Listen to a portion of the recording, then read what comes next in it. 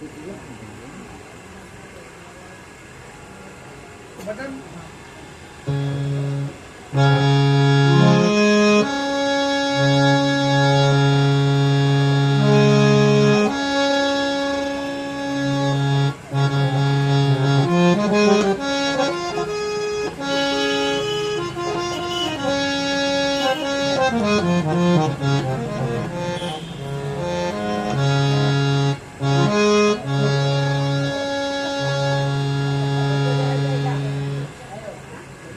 Okay.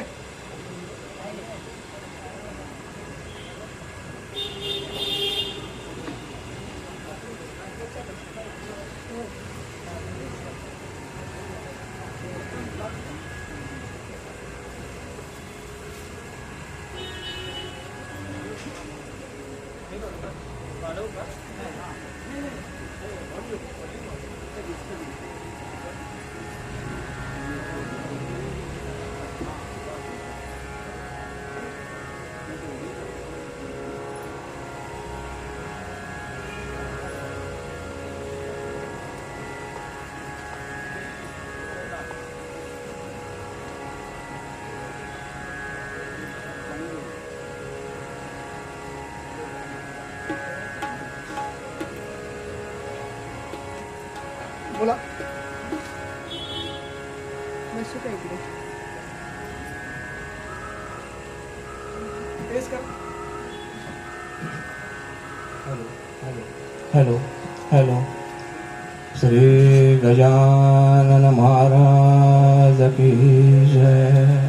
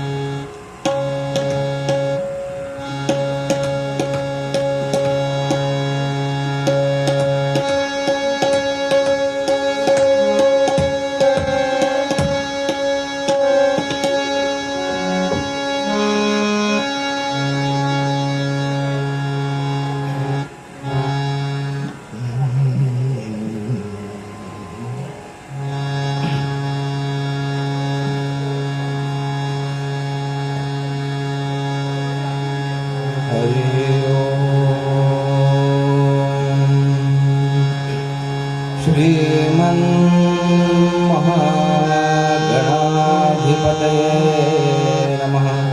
Shri सरस्वत्यै नमः. श्री गुरवे नमः. सजयति सिन्दूरवदनो देवो यत्पादपङ्कजस्मरणं वासर्वणरेव तमसां राशिन्नाशयति ज्ञानाम्. यं ब्रह्मा वरुणेन्द्ररुद्रमरुतस्तुन्वन्ति दिव्यैस्तवैः वेदैः साङ्गपदक्रमोपनिषदैर्गायन्ति यं सामगाः.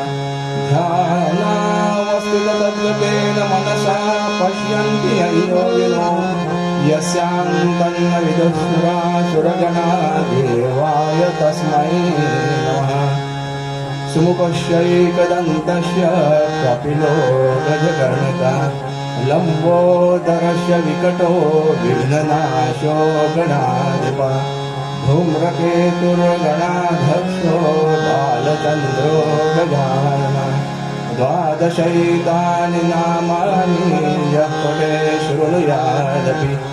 नमस्ते सतेते जगत्कारणाय नमस्ते चिते सर्वलोकाश्रयाय. नमो अद्वैततत्त्वाय मुक्तिप्रदाय.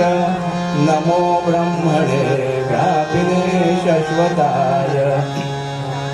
शान्ताकारं भुजगशयनं पद्मनाभं सुरेशं विश्वाधारं गगनसदृशं मेघवर्णं शुभाङ्गं लक्ष्मीकान्तं कमलनयनं योगिभिर्ज्ञानगम्यं वन्दे विष्णुं भवभयहरं सर्वलोकैकनाथं.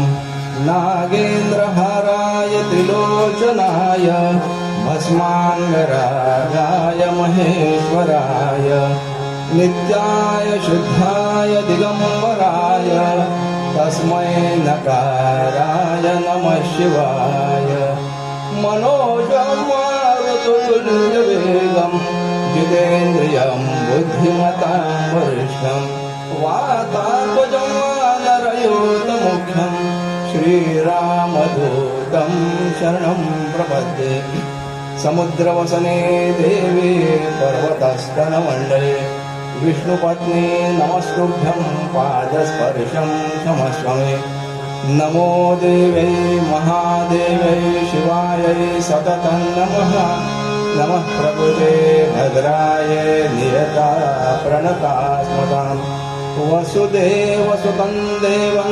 कंसचाणूरमर्दनं देवकी परमानन्दं कृष्णं वन्दे जगद्गुरुम् या कुन्देन्दुतुषारहारधवला या शुभ्रवस्त्रान्विता या वीणावरदण्डमण्डितकरा या श्वेतपद्मासना या ब्रह्माच्युतशङ्कर प्रभुतिभिर्देवैः सदा वन्दिता सा मां पातु सरस्वती भगवती निःशेषदाद्यापः समचरणसरोजं सान्द्रनीलाम्बुदाभं जगन्निहितपाणिं मण्डलं मण्डलानां तरुणतुलसीमाला कन्दरं कण्डनेत्रं सदयधवलहासं विठ्ठलं चिन्तयामि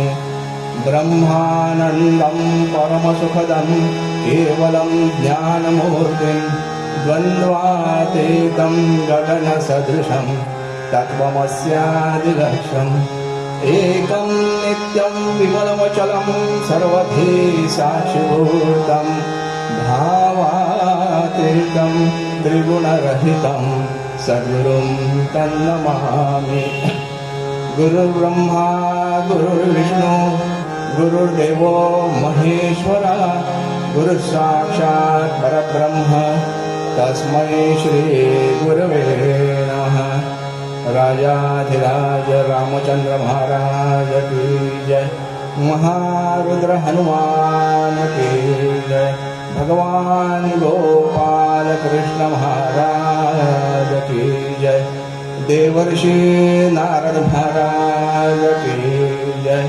अवधूत चिंतन श्री गुरुदेव दत्त पार्वती पते हर हर महादेव जगदम्बा माता की जय सद्गुरुनाथ श्री गजानन महाराज की जय भारत माता की जय जय जय रघुवीर समर्थ मंगल मूर्ति मोरया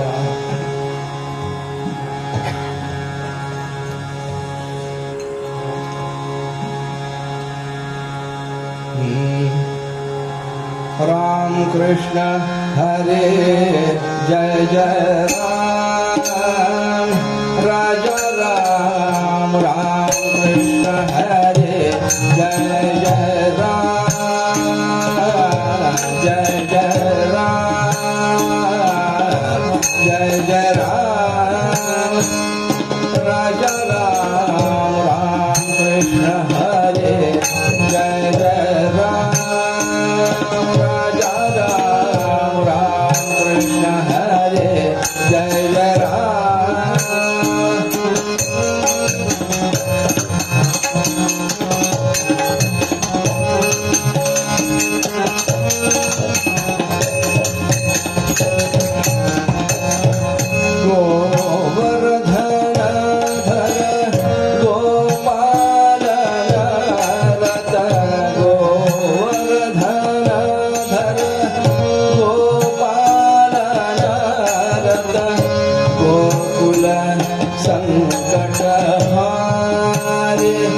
राजा राम गोकुल संकट हारे राजा राम राम कृष्ण हरे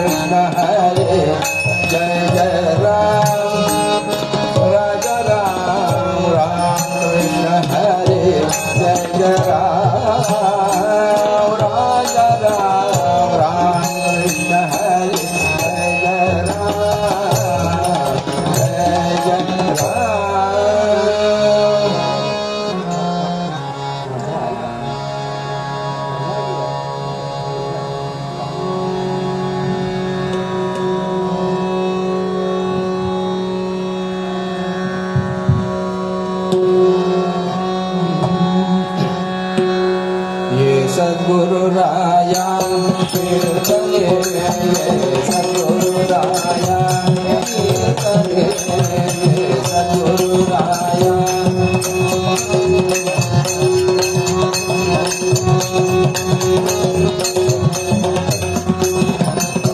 कीर्तने सद्गुरुराया कीर्तने सद्गुरुराया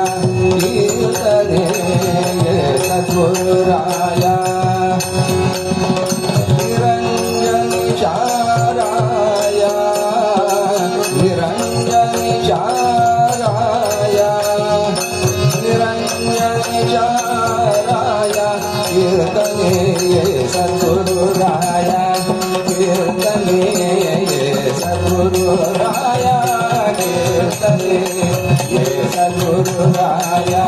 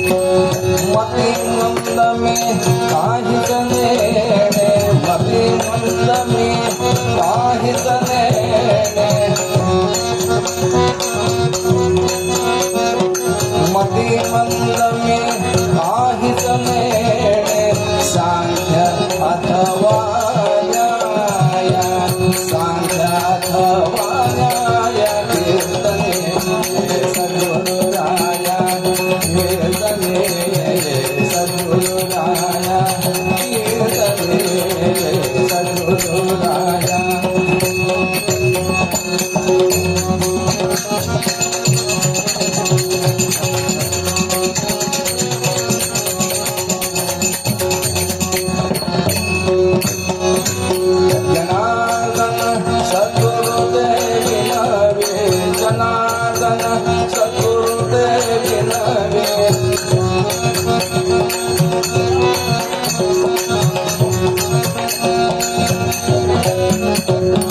जनार्दन सद्गुरुदेवी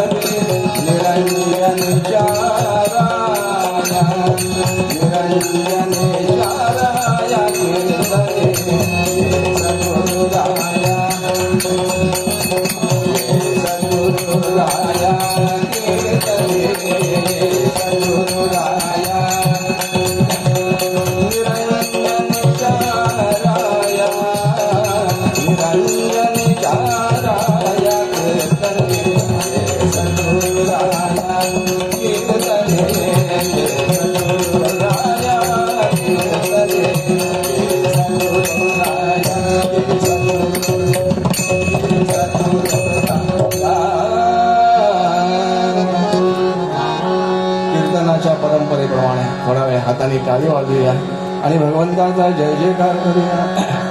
रघुपती राघव राजा राम पतित पावन सीताराम रघुपती राघव राजा राम पतित पावन सीताराम रघुपती राघव राजा राम पतित पावन सीताराम रघुपती राघव राजा राम पतित पावन सीताराम रघुपती राघव राजा राम पतित पावन सीताराम रघुपती राघव राजा राम पतित पावन सीताराम रघुपती राघव राजा राम पतित पावन सीताराम रघुपती राघव राजा राम पतित पावन सीताराम रघुपती राघव राजा राम पतित पावन सीताराम रघुपती राघव राजा राम पतित पावन सीताराम रघुपती राघव राजा राम पतित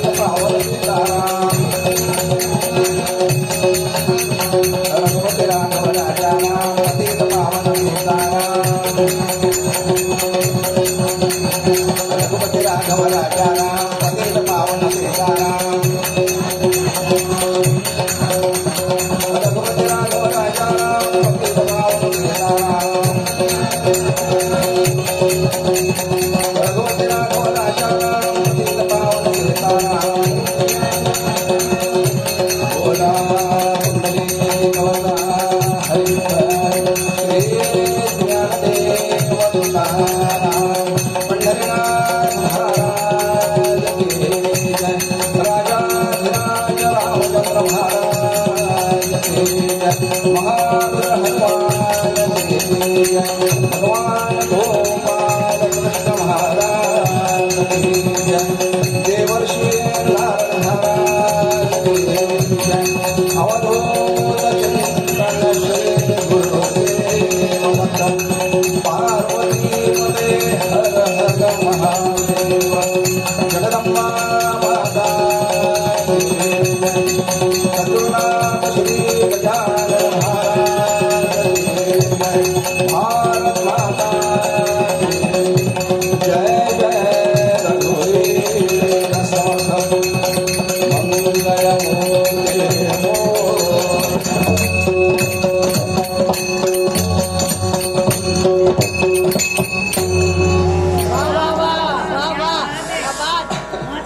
मस्त बढ़िया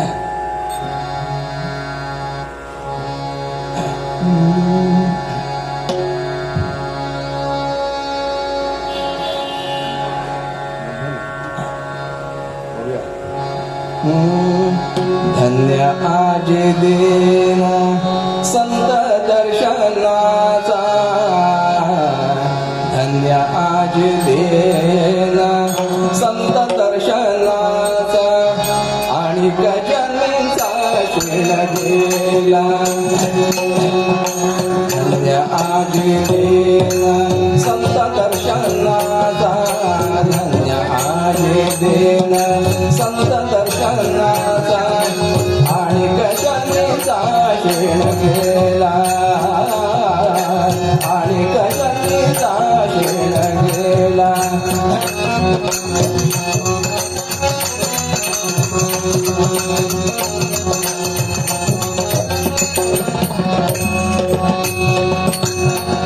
मज वाटे त्यासी आलिंगन द्यावे मज वाटे त्यासी आलिंगन द्यावे गदान सोडावे चरण त्यासी गदान सोडावे चरण त्यासी धन्य आज दिन संत दर्शनाचा धन्य आज दिन संत दर्शनाचा आणि गजनीचा शिण गेला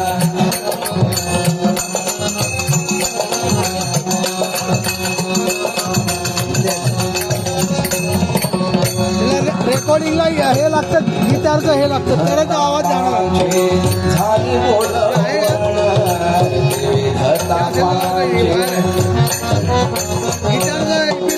विविधता पाचे झाली बोलवण देवीच्या चरण वैष्णवांचा देवीच्या चरण वैष्णवांचा धन्य आज दिन संत दर्शनाचा धन्य आज दिन संत दर्शनाचा आणि गजनीचा शिण गेला आणि गजनीचा शिण गेला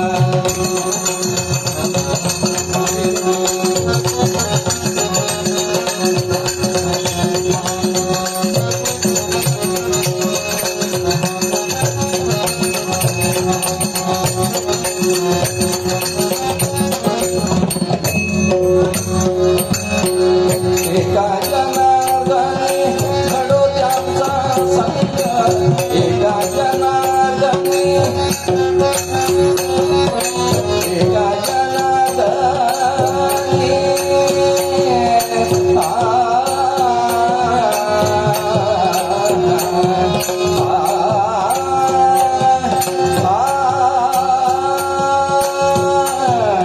एका जनार्दनी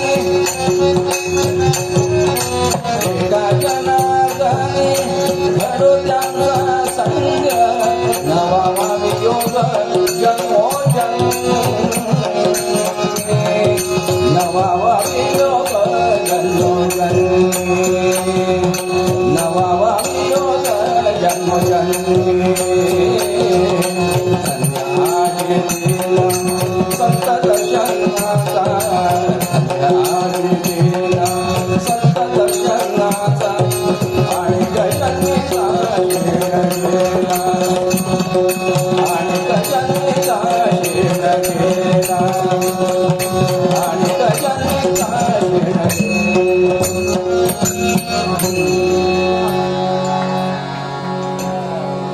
सद्गुरुनाथ महाराज की जय.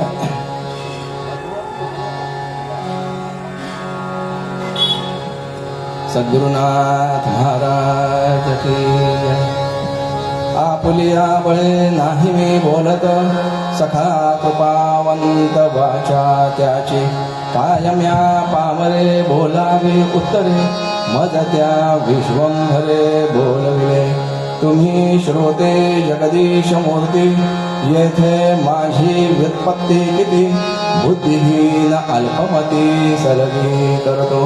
श्रीयतां देवदेवेश नारायण जगत्पते, त्वदीये नामधानेन कथयिष्ये शुभा कथा. मातृपितृचरणकमलेभ्यो नमः.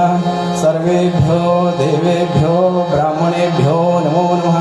सद्गुरुनाथ श्रोता वक्ता श्री सद्गुरुनाथ महाराज के जय. श्री गजानन महाराज के जय. जय जय रघुवीर समर्थ.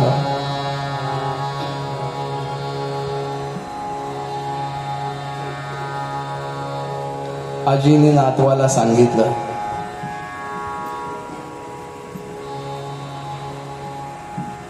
म्हणाले तुझ्या जीवनाला योग्य मार्ग मिळावा, तुझ्या जीवनाचं सार्थक व्हावं, तुझा हा देह सार्थकी लागावा असं जर तुला वाटत असेल तर म्हणाले लवकरात लवकर सद्गुरूंच्या चरणांचा आश्रय घेतला पाहिजे. नातू ऐकतोय, आजी सांगते, कळलं ना तुला काय सांगू, मला काय सांगायचंय ते. ही गंगा माता आहे ना, ह्या गंगा मातेची प्रार्थना कर आणि ही गंगा माता जी आहे, गोदा माता जी आहे, हीच तुला योग्य मार्गदर्शन करेल. तुझे सद्गुरुनाथ आहेत तरी कुठे हे तुला ती सांगेल. आणि खरोखर त्या नातवाने गोदावरीची गंगेची प्रार्थना करावी, रोज त्याची उपासना करावी. आणि गोदा मातेनं स्वप्नातून त्यांना सांगितलं, अरे तुला सद्गुरुनाथांची भेट घडावी असं वाटतंय ना. म्हणाले तर इथून देवगिरीला तुला जावं लागेल. आणि तिथे देवगिरीच्या किल्ल्यावर, दौलताबादचा हा किल्ला जो आहे, त्या किल्ल्यावर तुझे सद्गुरुनाथ राहत आहे. आणि त्यांच्या चरणांचा जर तू आश्रय घेतलास ना तर तुझं जीवन सार्थकी लागेल.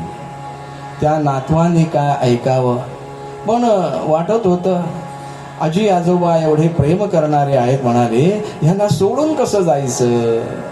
पण गंगा मातेने सांगितलंय, हे मायापाश तुला सगळे तोडावे लागतात. तुला खऱ्या अर्थानं जर सद्गुरूंची भेट व्हावी असं जर वाटत असेल ना, हे सगळे मायापाश तुला तोडावे लागतील, तरच तुला सद्गुरूंची भेट होईल. आणि त्या नातवानी काय म्हणाले, पहाटेच्या वेळेला उठावं, लांबूनच आजी आजोबांना नमस्कार काय करावा आणि दौलताबादच्या किल्ल्याकडे काय जावं. आणि तिथे गेल्यानंतर त्या सद्गुरुनाथांची भेट घडावी म्हणून अनेक प्रकारच्या क्लुप्त्या युक्त्या कराव्यात. आणि खरोखर एक दिवस, गुरुवारचा तो दिवस, आणि सद्गुरुनाथांची भेट त्याची झाली.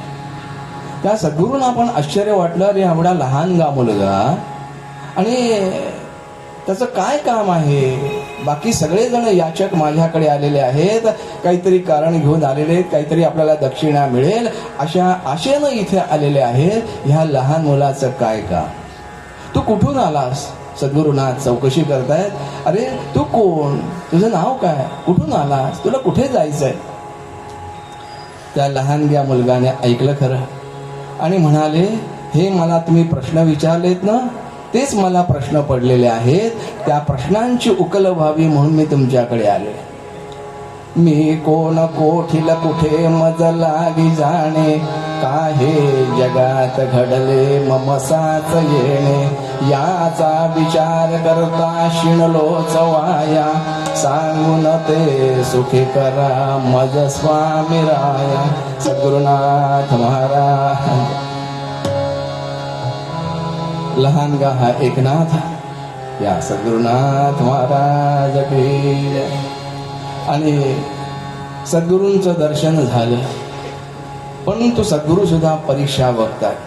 हे तू काय प्रश्न विचारलेस ना, त्या प्रश्नांची माझ्याकडे उत्तर नाही. म्हणाले काही असे ना का, पण गंगा मातेनं मला सांगितलंय की तुझा उद्धार, तुझं कल्याण, तुझं खरं हित हे जाणू शकते, सद्गुरुनाथ जाणू शकते. आणि काही जरी झालं तरी ह्या चरणांचा आश्रय मी आता कधीही सोडणार नाही, असा हा लहानगा एकनाथ आपल्या सद्गुरूंना म्हणतोय, जनार्दन स्वामींना विनंती करतो. आणि त्यांची भेट झाली मात्र, आणि आज धन्य झालो. आज मला संतांची भेट झाली आणि आज धन्य झालो. धन्य आजी दिन संत दर्शनांचा, असं म्हणताय. त्यामुळे काय झालं, अनेक जन्मींचा क्षीण गेला. हा जन्मोजन्मींचा क्षीण म्हणजे काय, पुनरपि जननम पुनरपि मरणम, पुनरपि मरणम जठरे शयनम.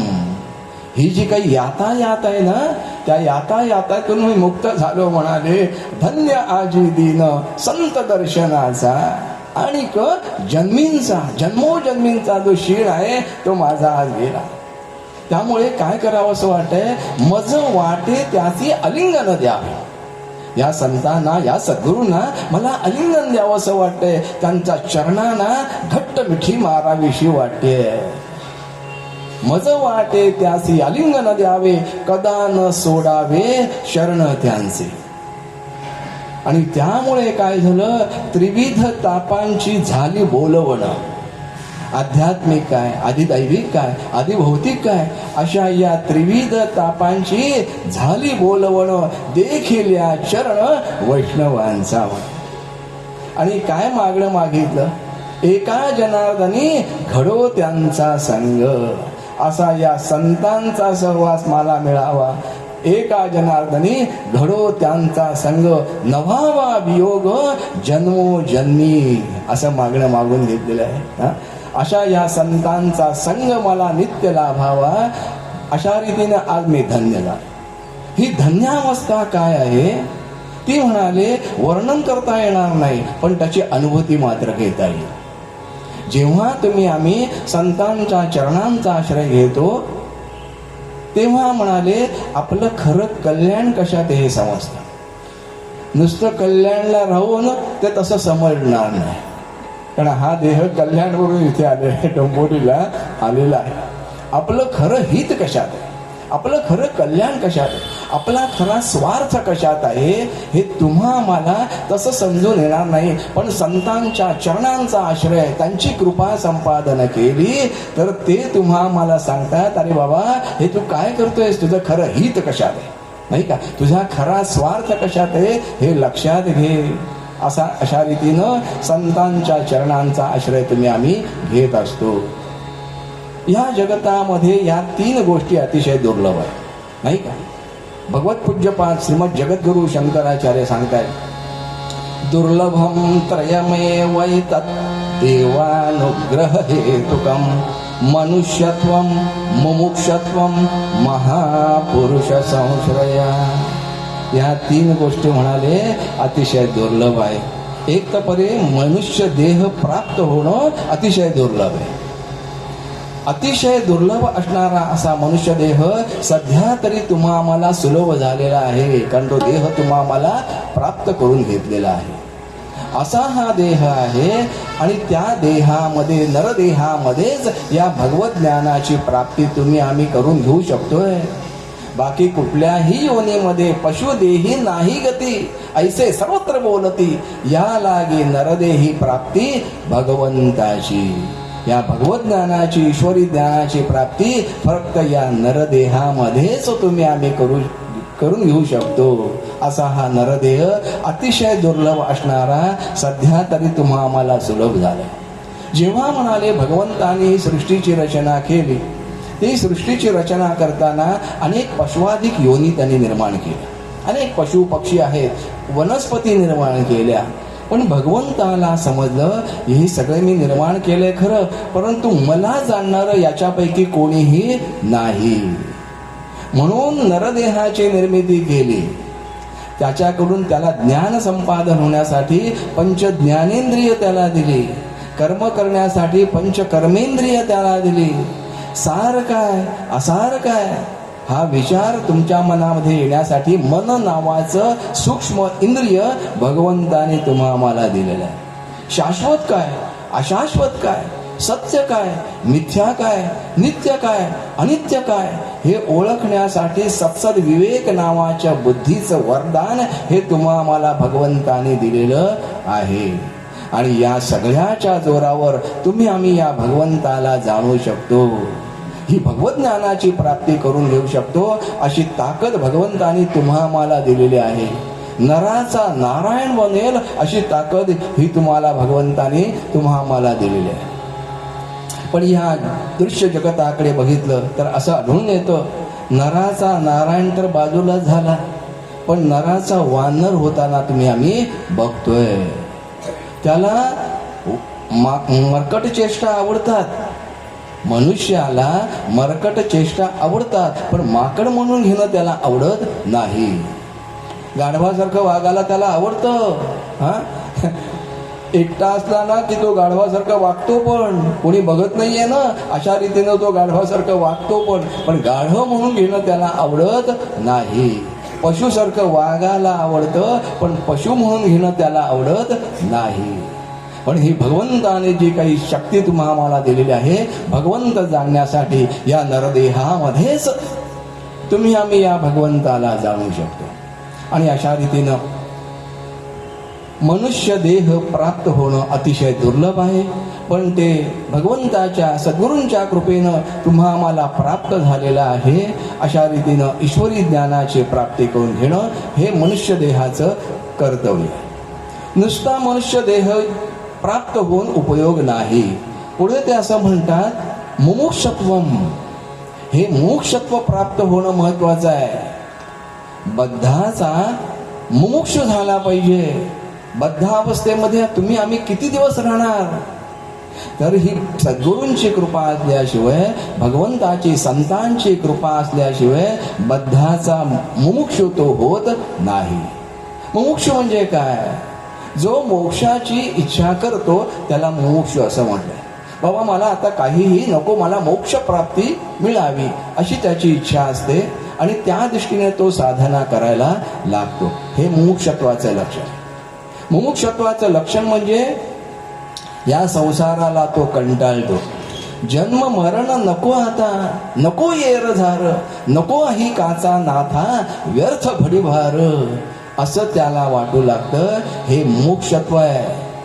माणसाच्या जीवनामध्ये असा एखादा कठीण प्रसंग, दुःखदायक प्रसंग आल्याशिवाय त्याचे डोळे उघडत नाही. तोपर्यंत त्याला वाटत असतं मीच एक कर्ता आहे आणि त्यामुळे सगळं कर्तृत्व काय, भोक्तृत्व काय तो स्वतःकडे घेत असतो. आणि अशा रीतीनं म्हणाले, एखादा दुःखद प्रसंग घडला ना की त्याला या संसाराचं स्वरूप समजतंय. एकदा प्रारब्धाचा मोठा धक्का त्याला लागला ना की तो जागृत होतो आणि ही मुमुक्षावस्था त्याला प्राप्त होते. मग तो या संसारातून मुक्त होण्यासाठी साधना करतो. असं हे मुमुक्षत्व प्राप्त होणं ही सुद्धा भगवंताची कृपा आहे. एखादा कठीण प्रसंग आल्याशिवाय ही मुमुक्षावस्था प्राप्त होत नाही आणि तो खऱ्या अर्थानं परमार्थाला लागतो. मुमुक्षत्व प्राप्त झाल्यानंतर परमार्थाचा परम अर्थ काय हा त्याला हळूहळू समजायला लागतोय आणि खऱ्या अर्थाने तो परमार्थ करायला लागतो. बद्धामध्ये काय, बद्धावस्थेमध्ये प्रपंचामध्ये इतका रममाण झालेला आहे, संसारामध्ये इतका रममाण झालेला आहे की त्याच्यातून बाहेर पडावं हे वाटत नाहीये. त्याच्यामध्ये जो काही आनंद आहे, काय सुख असेल तो मिळवण्याची त्याची धडपड शेवटपर्यंत असते, पण त्याच्यातून बाहेर पडावं त्याला भीती वाटते. हेच माझं खरं सौख्य आहे अशा रीतीनं तो प्रपंचात रममाण झालेला असतो आणि मोठ्या आवडीनं तो प्रपंच करतो. संसार मोठ्या आवडीनं त्याच्यामध्ये राहिलेला असतो आणि त्याचा परमार्थ तेव्हाही चालू असतो, पण परमार्थ सवडीनं चालू असतो. सवड मिळाली तर परमार्थ, ही बद्धावस्था आहे. आवडीनं प्रपंच आणि सवड मिळाली तर परमार्थ आहे. आज कुठेच काही जायचं नाही आहे, कीर्तन आहे ना, मग चला आज काही लग्न नाही, कार्य नाही, वाढदिवस नाही, मग आज कीर्तनाला जायला हरकत नाही, सवड मिळाली तर. बाकी सगळ्या गोष्टी पहिले करणार आणि आता काही नाही म्हणून त्याचा परमार्थ असतो. हे बद्धाचं लक्षण. पण बद्धाची मुमुक्षावस्था त्याला जेव्हा प्राप्त होते ना, तेव्हा आवडीनं परमार्थ करतो आणि सवडीनं प्रपंच करतो. हे काय म्हणाले, आयुष्यावर हेच केलं आहे, रांधा वाडा उष्टी काढा हे सगळं आयुष्यावर केलेलं आहे.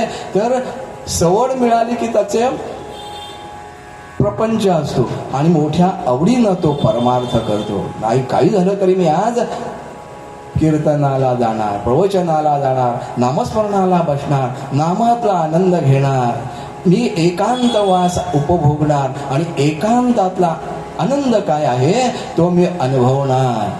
असे हे मोक्षावस्था आहे. मोठ्या आवडीनं तो परमार्थ करतो आणि सवडीनं तो प्रपंच करत असतो. ही मुमुक्षावस्था प्राप्त होणं हे सुद्धा अतिशय दुर्लभ आहे. या गोष्टी काही दुर्लभ आहेत. मनुष्य देह प्राप्त होणं आणि ही मुमुक्षावस्था प्राप्त होणं अतिशय दुर्लभ आहे. आणि सगळ्यात शेवटी म्हणजे संतांचा सहवास. हे संतांचा सहवास मिळणं हे अतिशय दुर्लभ आहे. या कलियुगामध्ये अशा या सगळ्या मायानगरीमध्ये संतांचा सहवास प्राप्त होणं अतिशय दुर्लभ आहे. आपल्याला ह्या जगतामध्ये कोणीही चांगला माणूस भेटेलच याची खात्री देता येत नाही. त्यामुळे आपलं हित आपल्यालाच बघायला पाहिजे. दुसरं कोणी तुम्हा मला सांगणार नाही की बाबा या मार्गाने गेलास ना तर तुझं कल्याण आहे, कोणी सांगणार नाही. आपणच आपला मार्ग ठरवला पाहिजे. म्हणून शंकर महाराज सुद्धा सांगायचे, शंकर महाराज सांगायचे कुठल्या तरी गुरुच्या नादी लागू नका. इथे अनेक गुरु तुम्हाला भेटतील, पण त्या गुरूंच्या मागे लागू नका. तुम्ही स्वतःचे गुरु व्हा. आपणच स्वतः गुरु झालं पाहिजे आणि या देहाकडून कसं कार्य केलं पाहिजे, आपलं हित, आपला स्वार्थ, आपलं कल्याण लक्षात घेऊन तुम्ही आम्ही कर्म केलं पाहिजे. आणि अशा रीतीनं म्हणाले संतांचा सहवास प्राप्त होणं अतिशय दुर्लभ अशी गोष्ट आहे. पण म्हटलंय संतांचा सहवास तोची स्वर्गवास म्हटलंय. आपण ह्या मृत्यूलोकामध्ये राहतो, स्वर्गामध्ये जायचं असेल तर संतांचा सहवास सांगितला. संतांचा सहवास म्हणजे स्वर्गवास आहे. स्वर्गात जाऊ का आम्ही आता, मेल्याशिवाय स्वर्ग दिसत नाही असं म्हणलेलं आहे. अशी म्हण आहे. स्वर्गात जायचं असेल तर मेल्याशिवाय स्वर्ग दिसत नाही आणि स्वर्गात जाईल याची खात्री नाही. अनेक भानगडी इथे केलेल्या. म्हणाले कुठला स्वर्गात जातोय, तर असा हा स्वर्गातला अनुभव, स्वर्गसुख जर अनुभवायचा असेल तर संतांचा सहवास तोची स्वर्गवास म्हटलेला आहे. गोंदवल्याला गेलात, ब्रह्मचैतन्य महाराज गोंदवल्याला जर गेलात ना तो त्यांचा सहवास म्हणजे स्वर्गवास आहे. एकदा जाऊन बघा म्हणाले महाराज. या देहाला दरवर्षी 15 दिवस इकडे नेत असतात आणि अनेक प्रकारच्या या देहाकडनं सेवा करून घेत असतात. काय सांगू तुम्हाला या देहाचं भाग्य काय. म्हणाले पहाटे महाराज 3, 3:15 उठवता. बघा गोंदवल्याला गेल्यानंतर महाराज 3, 3:15 काय उठवत आहेत. आम्ही इथे कधी 3, 3:15 कधी बघितले नाहीत. पहाटेचे ब्राह्मी मुहूर्तावर ते आम्हाला उठवतात, 3, 3:15 उठवतात. म्हटलं ही प्रेरणा कोण देत आहे, मला कोण उठवत आहे. आणि उठल्यानंतर सगळं आवरल्यानंतर महाराज 4 ते 4:30 पहाटेचे मंगलवादनाची सेवा करून घेतात समाधी मंदिरात. बघा काय भाग्य. त्या समाधी मंदिरात त्यावेळेला कोणीही नसतं, नुसतीच घंटा झालेली असते आणि त्या कार्याला सगळे लोक लागलेले असतात. पहाटेचे 4 ते 4:30 महाराज सनई वादन मंगलवादन म्हणून करून घेत आहे. ते 4:30 झाल्यानंतर त्या तिथे कोणीही नसतं. महाराज आणि मी त्याशिवाय दुसरं कोणी, तसं तिथे कोणी येत नाही. 1-2 जण येतात नामस्मरणासाठी, पण पहाटे 4 ते 4:30 महाराज इथे सेवा करून घेतात. ते झाल्यानंतर 4:45 काकड आरती. काय आनंद आहे महाराजांच्या त्या सकाळच्या काकड आरतीला. ब्रह्मा विष्णू महेश तिथे स्वतः हजर असतात आणि अशा रीतीनं 5:45 ते 5:30 पावणे 6 पर्यंत काकड आरती. त्याच्यानंतर लोणी साखरेचा प्रवास म्हणजे प्रसाद म्हणजे खरोखर अमृत आहे हो. लोणी साखर प्रसाद.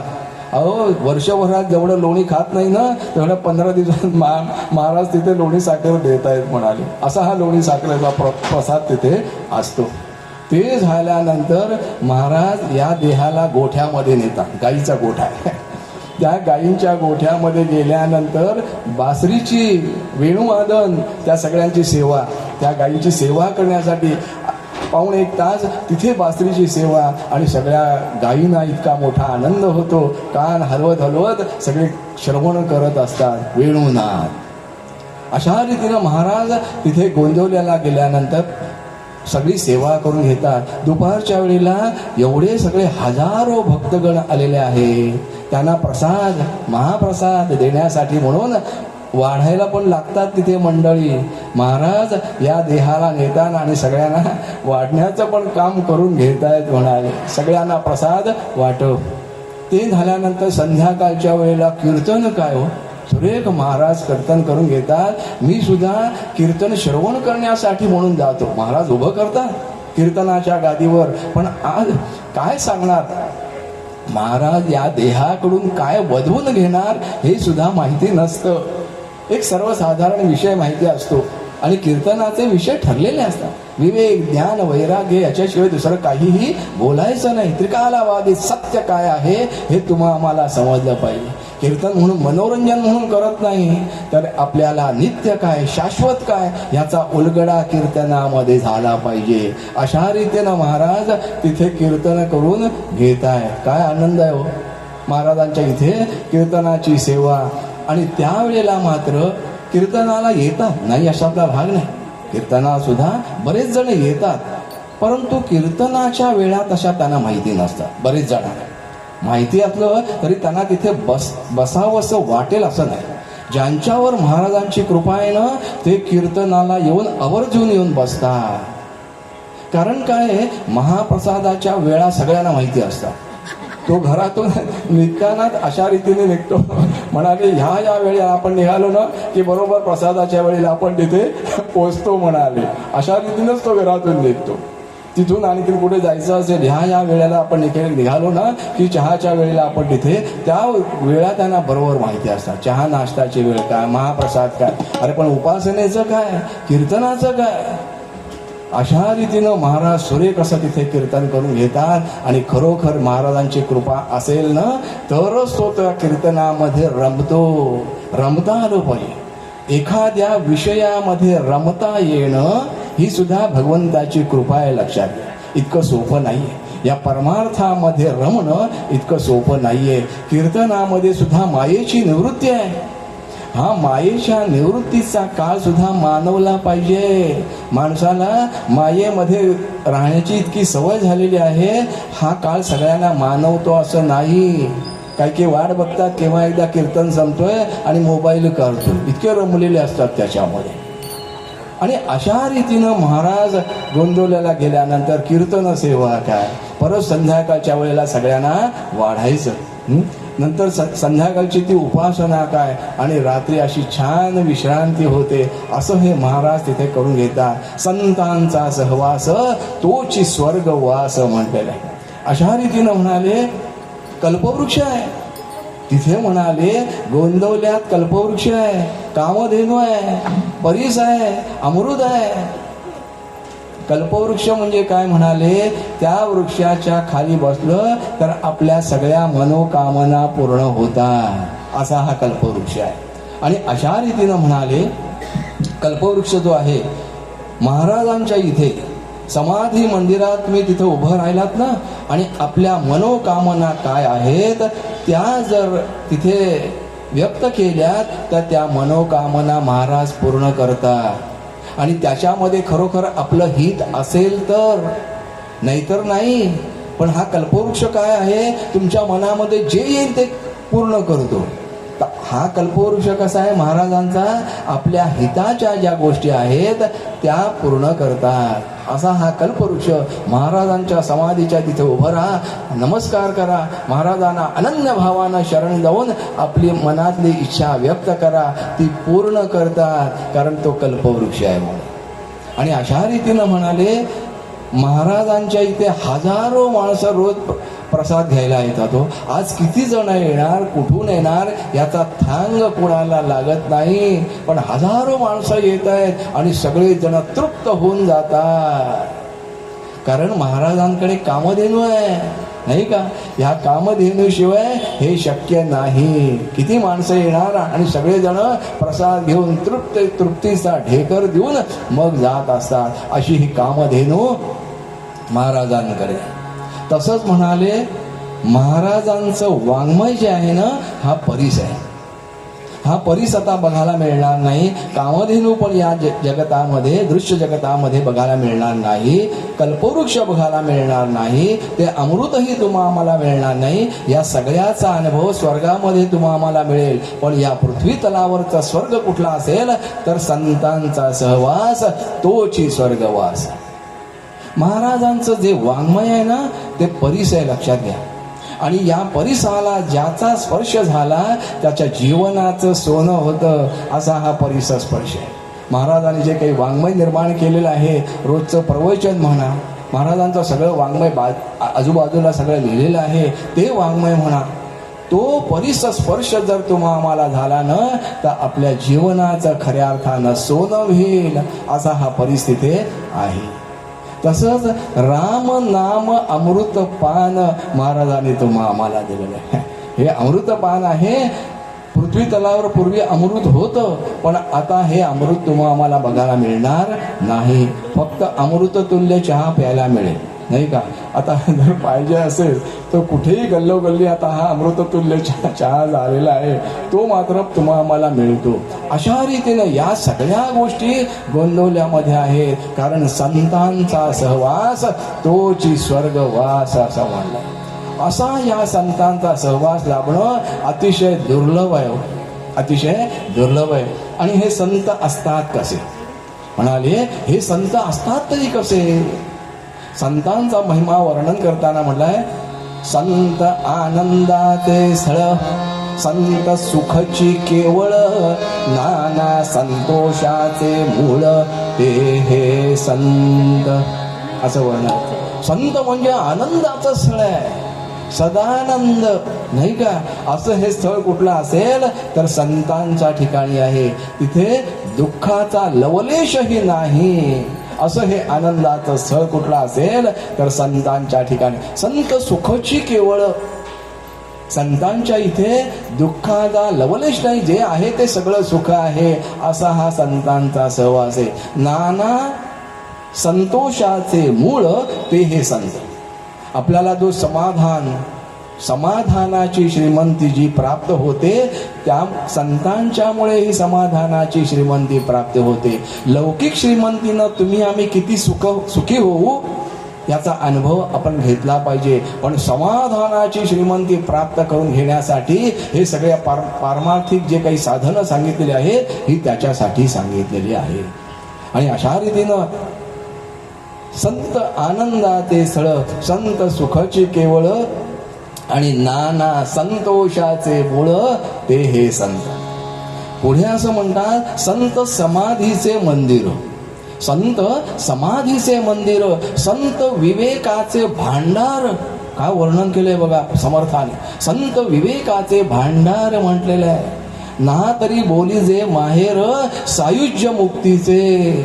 अशी ही सायुज्य मुक्ती प्राप्त करून घ्यायची असेल तर संतांचा सहवास. आणि अशा रीतीनं समाधीचं मंदिर म्हटलेलं आहे, संत समाधीचे मंदिर. जरी तुम्हा आम्हाला सध्या सगळ रूपामध्ये कुठल्याही संतांचं दर्शन होत नसेल, तरी 3 रूपामध्ये संत तुमच्या आमच्यामध्ये आहेत. एक म्हणजे समाधी मंदिर, त्यांचं समाधीच्या रूपामध्ये संत हे तुमच्या आमच्यामध्ये आहे. दुसरी अवस्थामध्ये ते म्हणाले, कीर्ती रूपानं तुमच्या आमच्यामध्ये आहे. त्यांची कीर्ती सगळीकडे, संतांची कीर्ती सगळीकडे पसरलेली असल्या कारणानं ते कीर्ती रूपानं तुमच्या आमच्यामध्ये आहे. तसंच वाङ्मयाच्या रूपानं आहे. आतापर्यंत संतांनी जे जे काही ग्रंथ लिहिले ना, त्या ग्रंथांचा सहवास म्हणजे सुद्धा संतांचा सहवास आहे. आणि अशा रीतीनं म्हणाले, संत समाधीचे मंदिर, संत विवेकाचे भांडार. विवेक म्हणजे काय? आमच्या साथीला बरेच वेळा विवेक बर्वे असतात. नाव विवेक ठेवलेलं आहे, पण हा विवेक जागृत असणं महत्वाचं आहे. विवेक म्हणजे नेमकं काय? विवेक जागृत असणं म्हणजे काय? अहो, ज्याच्याकडे विवेक आहे ना, तो या जगतामध्ये भाग्यवान समजलेला आहे. विवेक आणि वैराग्य तेची मानावे महत भाग्य असं म्हणलेलं आहे. यामध्ये या जगतामध्ये भाग्यवान कोण? तर ज्याच्याकडे खऱ्या अर्थाने वैराग्य आणि विवेक आहे ना, तो भाग्यवान आहे. महाराजांनी, गोंदवलेकर महाराजांनी बाहेर एक वचन दिलंय, विवेक कशाला म्हणायचं आणि वैराग्य कशाला म्हणायचं. तर ते असं म्हणतात, वैराग्य म्हणजे भगवंतानी ज्या अवस्थेमध्ये तो आम्हाला ठेवलेला आहे ना, त्या अवस्थेमध्ये अतिशय आनंदानं, अतिशय समाधानी, अतिशय संतुष्ट वृत्तीनं राहणं, ह्याला वैराग्य असं म्हटलेलं आहे. कारण याच्यापेक्षा चांगली अवस्था असू शकत नाही. भगवंताने जे जे काही आम्हाला दिलेलं आहे ते आपल्या हितासाठी दिलेलं आहे, आणि जे दिलं नाही त्याच्यामध्ये सुद्धा आपलं हित आहे हे माणसाने जाणलं पाहिजे. आपल्याला जे काही मिळालं नाही ना, त्याच्यामध्ये पण आपलं हित आहे. पण माणसाची काय वृत्ती असते, जे आहे त्याचं त्याला काही किंमत नसते. असं बरेच वेळेला होतं. जे काही भगवंताने दिलेलं त्याच्यामध्ये त्याला काही आनंद वाटत नाही, पण जे मिळालं नाहीये आटापिटा ते मिळवण्याचा आयुष्यभर तो करत असतो. आणि अशा रीतीनं म्हणाले, विवेक म्हणजे काय आणि वैराग्य म्हणजे काय? तर वैराग्य म्हणजे भगवंताने ज्या अवस्थेमध्ये आम्हाला ठेवलेलं आहे, अतिशय आनंद, अतिशय समाधानाने राहणं, याला वैराग्य असं म्हटलंय. आणि अशा या अवस्थेत त्या भगवंताचं अखंड स्मरण राहणं, याला विवेक असं म्हटलेलं आहे. ज्याच्या इच्छेनं हे जगत चालू आहे, नाही का? नामस्मरण करतो म्हणजे नेमकं काय करतो? मी ज्याचं नाम घेतोय तोच केवळ एकमेव सत्य आहे, नित्य आहे, शाश्वत आहे, आणि त्याच्या इच्छेनं हे सगळं जगत, हा देह, हे सगळे चालू आहेत. हा सगळं जे जगत चालू आहे हे त्याच्या इच्छेनं चालू आहे. याची असणारी अखंड जाणीव, याला नामस्मरण असं म्हटलेलं आहे. आणि असं हे भगवंताचं नामस्मरण तुमच्या आमच्या म्हणून होणं म्हणजे हे विवेकाचं लक्षण आहे. ह्याला विवेक असं म्हणतात. आणि हे संत कसे आहेत? विवेकाचे भांडार म्हटलेलं आहे. संत विवेकाचे भांडार म्हटलेलं आहे. आणि अशा रीतीनं म्हणाले, संतांचा हा महिमा फार मोठा आहे. संत म्हणायचं कोणाला? ह्या जगतामध्ये संत म्हणायचं कोणाला म्हणाले? स्वामी विवेकानंद जेव्हा बाहेर पडले, स्वामी विवेकानंद सद्गुरूंच्या शोधार्थ, संतांच्या शोधार्थ बाहेर पडले, कारण संतांचा महिमा ते जाणून होते. स्वामी विवेकानंद सद्गुरूंचा काय, संतांचा काय महिमा जाणून होते. बाहेर पडले. 3 प्रश्न त्यांच्याकडे होते. त्यांच्याकडे नेहमी 3 प्रश्न होते. एखादा सत्पुरुषांची भेट झाली की ते विचारायचे, देव आहे का? काय उत्सुकता आहे, देव आहे का? पहिला हा प्रश्न त्यांचा असायचा. मग त्यांनी जर सांगितलं हो आहे, नाही का, हो आहे म्हटल्यावर दुसरा प्रश्न त्यांचा असायचा, देव आहे तुम्ही पाहिलात का? नुसता आहे नाही, तुम्ही पाहिलात का? हा दुसरा प्रश्न असायचा. मग त्या सत्पुरुषाने सांगितलं, जर म्हणाले हो देव आहे आणि मीही पाहिलाय, तर लगेच तिसरा प्रश्न करत, तुम्ही पाहिलात मला दाखवाल का? नुसतं असं नाही, जर तुम्ही मला भगवंताचं दर्शन घडून आणलं ना, तर मी तुमच्या आयुष्यभर मी तुमच्याशिवाय दुसरी कोणाचीही सेवा करणार नाही. तुमच्या चरणांचा मी आश्रय घेईन आणि हे चरण मी कधी सोडणार नाही. अशा रीतीनं रामकृष्ण परमहंसांची भेट स्वामी विवेकानंदांची झालेली आहे. आणि रामकृष्ण परमहंसांच्या कृपेनं स्वामी विवेकानंदांना काली मातेचं सगुण रूपामध्ये दर्शन झालेलं आहे. अशा रीतीनं जो जाणेल भगवंत, समर्थ रामदास स्वामी म्हणतात, संत कोणाला म्हणायचं? जो जाणे, जो जाणेल भगवंत तया नाम बोलिजे संत, शाश्वत अशाश्वत निवाडा करी. असे हे संत ज्यांनी भगवंताला जाणलेलं आहे, ज्यांनी म्हणाले भगवंताचं सगुण रूपामध्ये दर्शन घेतलेलं आहे, यांना संत असं संबोधन आहे. आणि हे संत कसे असतात? उपजताच ज्ञानी असतात. हे कसे आहेत म्हणाले, उपजता. आम्ही इथे आल्यानंतर ज्ञान संपादन करतोय, पण हे संत महात्मे उपजताच ज्ञानी असतात असं वर्णन नामदेव महाराजांनी केलंय बरं का. निवृत्ती ज्ञानदेव सोपान मुक्ताबाई यांचं वर्णन करताना नामदेव या 2 शब्दात त्यांचं वर्णन करतात. नाहीतर म्हणाले बरेचसे वक्ते असे असतात, 2 शब्द बोलतो म्हणून 2-2 तास बोलत असतात आणि माझे मी 2 शब्द संपवतो असं म्हणून व्यासपीठाखाली बसतात म्हणाले. परंतु शेवटपर्यंत त्यांनाही त्यांचं समजलेलं नसतं आपण काय सांगितलं आणि श्रोत्यांनाही शेवटपर्यंत समजलं नाही ह्यांनी काय सांगितलं. पण खरोखर नामदेव महाराजांनी 2 शब्दात वर्णन केलंय. निवृत्ती ज्ञानदेव सोपान मुक्ताबाई म्हणजे योग भ्रष्ट आणि उपजताच ज्ञानी असं त्यांनी त्याचं वर्णन केलेलं आहे. आणि अशा रीतीनं हे संत उपजताच ज्ञानी असतात आणि अशा या संतांचं आज मला दर्शन झालं. एकनाथ महाराज म्हणतात मी आज धन्य आहे. तसंच म्हणाले गजानन महाराजांचा कालच प्रगट दिन झालेला आहे. गजानन महाराजांचं मला दर्शन झालं, प्रगट झालेले आहे. ते सुद्धा प्रगट झालेले. त्यांचे आई वडील कोण हे कोणाला अजून थांग लागला नाही. लहानाचे मोठे कुठे झाले, कुठल्या कुळामध्ये त्यांचा जन्म आहे याचा थांग आतापर्यंत लागला नाही. पण त्यांच्या मुखातून वेदोक्त मंत्र, वेदांच्या ऋषा काही वेळेला ते म्हणायचे. यावरून ते कुठल्या तरी ब्राह्मण कुटुंबामध्ये जन्माला, ब्राह्मण कुळामध्ये जन्माला आलेले आहेत असा तर्क केला जातो. आणि अशा रीतीनं अशा या गजानन महाराजांच्या आज मला दर्शन झालं. आज मी धन्य झालो. धन्य आजी दिन संत दर्शनाचा. आणि त्यामुळे काय झालं, अनेक जन्मींचा क्षीण गेला आणि त्यामुळे मज वाटे त्यासी आलिंगन द्यावे, प्रदान सोडावे चरण त्यासी. त्रिविध तापाची झाली बोलवण, देखिल्या चरण वैष्णवांचा. शेवटी एकनाथ महाराज म्हणतात एका जनार्दनी घडो त्यांचा संग. काय मागणं मागितलंय, एका जनार्दनी घडो त्यांचा संग, नभावा वियोग जन्मोजन्मी असं मागणं मागून घेतलेलं आहे. अशा रीतीने या पूर्वपद्यात आज आपल्याला काल्याचं कीर्तन म्हणून करायचंय. काय मागणार, काहीतरी मागायचं असतं भगवंताकडे. आता उत्सव छान झालेला आहे, काय मागायचं तर एका जनार्दनी घडो त्यांचा संग असं हे मागणं मागून घेतलेलं आहे. बाकी लौकिक गोष्टी भगवंताकडे काहीही मागायच्या नाहीत. जर लौकिक गोष्टी काही मागितल्यानं आपण काही सत्कर्म केलं असेल ते सगळं लयाला जातं. आपण काहीही न बघता भगवंताला ऋणात ठेवलं पाहिजे.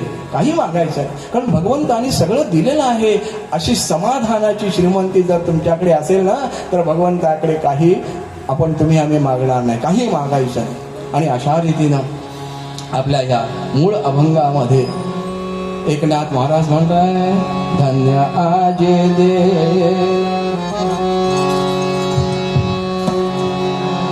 धन्य आजे देना संत दर्शनाचा, धन्य आजे देना संत दर्शनाचा, आणि गजनीचा शेण गेला,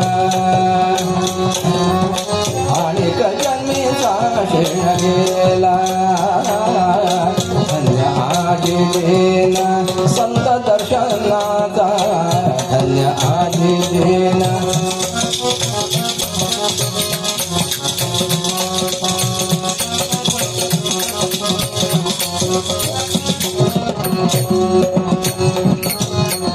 मज वाटे त्यासी आलिंगन द्यावे, मज वाटे त्यासी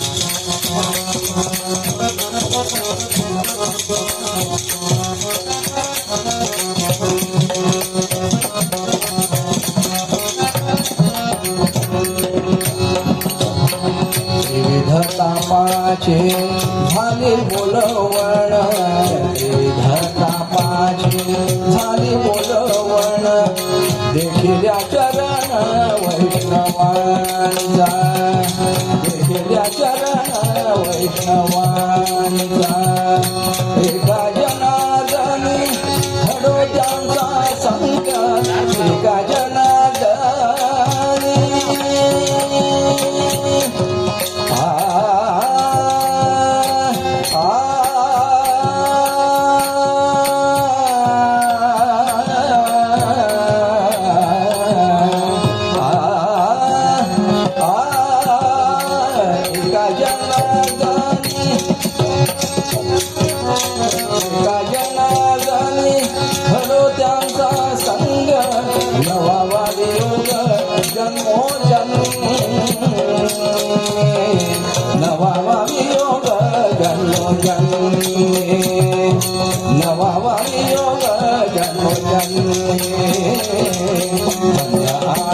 संत दर्शनाचा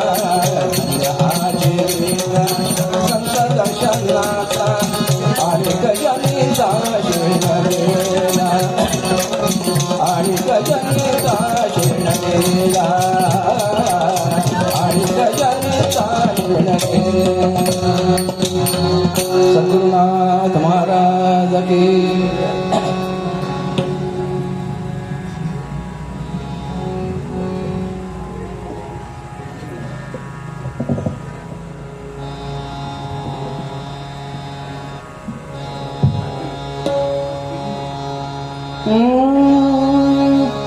राघवाची कथा पतिता